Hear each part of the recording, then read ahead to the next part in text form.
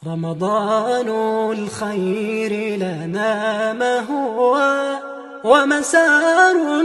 Rasulullah sallallahu alaihi wasallam mengatakan la yadkhulu ahadukumul jannah bi amalih.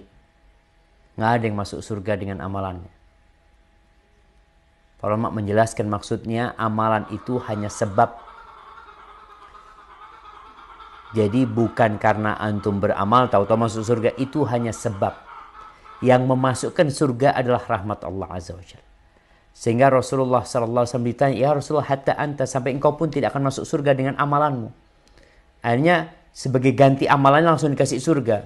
Kata Nabi alaihi salatu wasallam, "Hatta ana, sampai aku pun tidak akan masuk surga dengan amalanku. Illa an yataghammadani Allahu bi rahmatih." Kecuali Allah meliputin aku dengan rahmatnya. Di sini jamaah, ketika kita beramal, satu hal yang perlu ada pada diri kita. Kita ini sedang mengharap Allah merahmatin kita. Jadi bukan seperti orang yang bekerja, kemudian di akhir hari ngatakan, "Mana gajian? Ana mau pulang nih udah." Bukan seperti itu. Kenapa bukan seperti itu? Karena sejatinya kita bekerja itu dengan fasilitas yang Allah berikan. Jadi kalau bicara bagaimana kita hidup sekarang ini, kita bisa bernafas, itu fasilitas dari Allah. Yang ngasih paru-paru sama kita Allah Azza wa Jalla.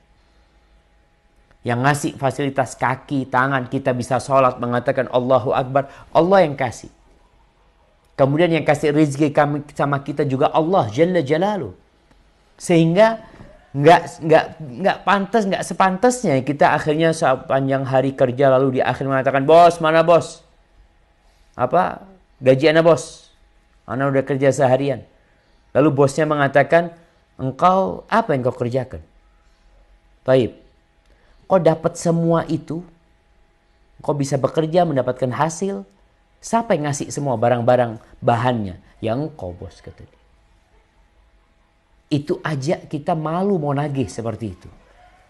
Apalagi kita udah kasih fasilitas mobil ya, kasih rumah, kasih ini semuanya. Makanya disebutkan bahwasanya nggak ada yang masuk surga dengan amalannya. Kita bisa beramal itu karena taufik min Allah Azza wa Jal. Yang membuat kita bisa baca Quran juga Allah. Yang membuat kita bisa sholat juga Allah Azza wa Jal.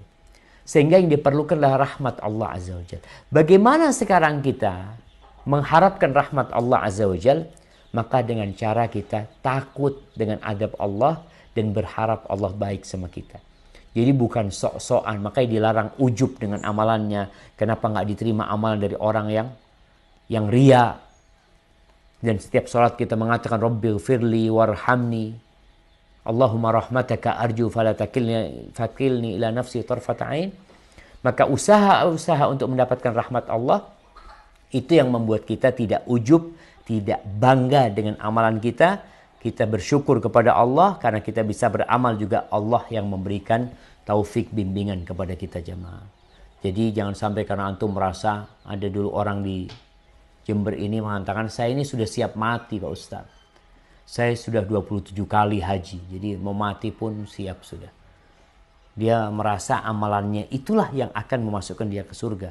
Padahal yang diperlukan adalah rahmat Allah Azza wa Jalla. تزهو الدنيا بمحياك حياك الله وبياك.